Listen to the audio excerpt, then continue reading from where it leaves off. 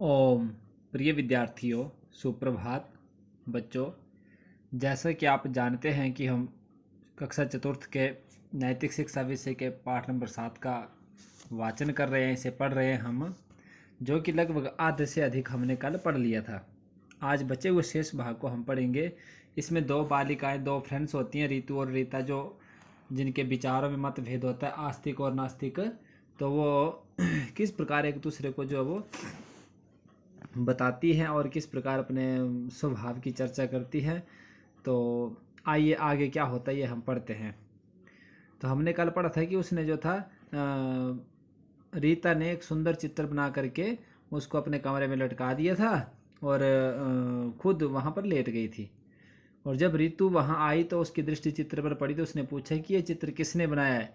तब रीता ने कहा कि अपने आप ही बन गया। इससे आगे हम अब पढ़ते हैं। रीतू ने आश्चर्य से कहा, अपने आप?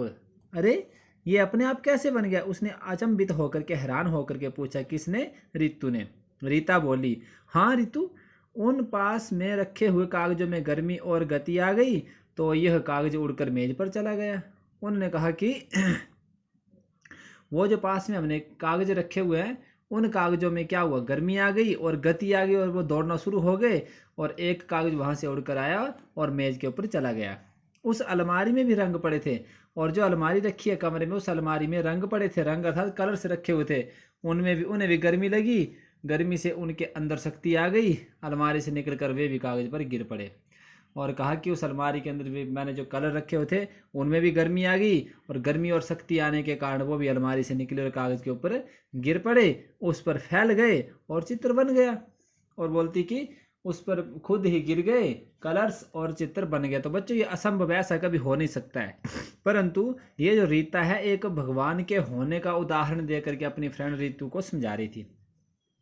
रीतू ने कहा कि मुझसे उपहास न कर। तो रीतू बोली कि मुझसे मजाक मत करो, सच बताइए चित्र किसने बनाया। और बोलती मुझसे उपहास होता मजाक करना, मुझे उससे मजाक मत करो और सच बताओ ये चित्र किसने बनाया है। रीता ने कहा कि मैं सच ही तो बता रही हूँ।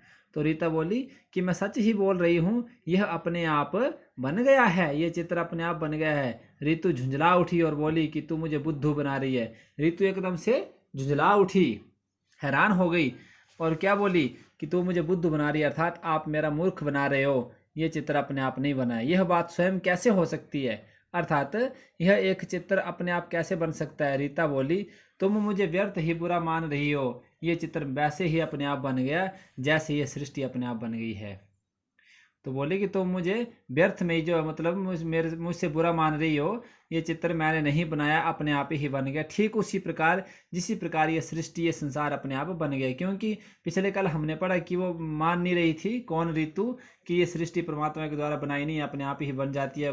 प्रकृति में गति आ जाती है, गर्मी आ जाती है और उसके कारण अपने आप बन जाती है। तो रीता बोलती है कि अपने आप ये चित्र भी बन गया है। ठीक उसी प्रकार बन गया जिस प्रकार सृष्टि अपने आप बन गई है। यदि यह गर्मी की शक्ति से इतनी बड़ी सृष्टि अपने आप बन सकती तो क्या यह छोटा सा चित्र नहीं बन सकता? रीता ने समझाया कि यदि गर्मी होने के कारण और गति होने के कारण इतनी बड़ा संसार बन सकता है, इतनी बड़ी सृष्टि बन सकती है, तो क्या यह छोटा सा चित्र नहीं बन सकता? रीता के इस तर्क को सुनकर रीतू की समझ में ये बात आई कि यह दुनिया का कोई भी इस दुनिया को भी कोई बनाने वाला है। अब रीता का जब ये उदाहरण देखा, ये तर्क देखा, तो रीतू की बुद्धि में एक बात समझ में आ गई कि ठीक इस दुनिया को बनाने वाला भी कोई है। इस बनाने वाले को ही लोग ईश्वर, परमात्मा, भगवान आदि नामों से पुकारते हैं। और जो इस दुनिया को बनाने वाला है उसको ही लोग किन किन नामों से पुकारते हैं? ईश्वर, परमात्मा और भगवान आदि विभिन्न प्रकार के नामों से लोग पुकारते हैं। जो सृष्टि को बनाता है उसको, वह ही इस सृष्टि को बनाता है, वही चलाता है और अंत में उसी की ही इच्छा से ये सृष्टि समाप्त हो जाती है। वही जो परमात्मा है वो इस सृष्टि को बनाता भी है और वही इसको चलाता भी, अर्थात पालन भी करता है, और अंत में वही सृष्टि को समेट भी लेता, अर्थात उसकी इच्छा अनुसार ये सृष्टि खत्म भी हो जाती है। यह क्रम इस प्रकार निरंतर चलता रहता है और ये जो सिलसिला है, बनना, पालन करना और अंत में संहार कर लेना, ये निरंतर हमेशा चलता रहता है। तो बच्चों, ये था हमारा पाठ, सृष्टिकर्ता पाठ था, पाठ नंबर 7। इस बचे हुए शेष पाठ को आप लोग ध्यान से सुनेंगे और समझेंगे। बाकी इसका अभ्यास कार्य हम कल करेंगे इन्हीं शब्दों के साथ। इति ओम शम।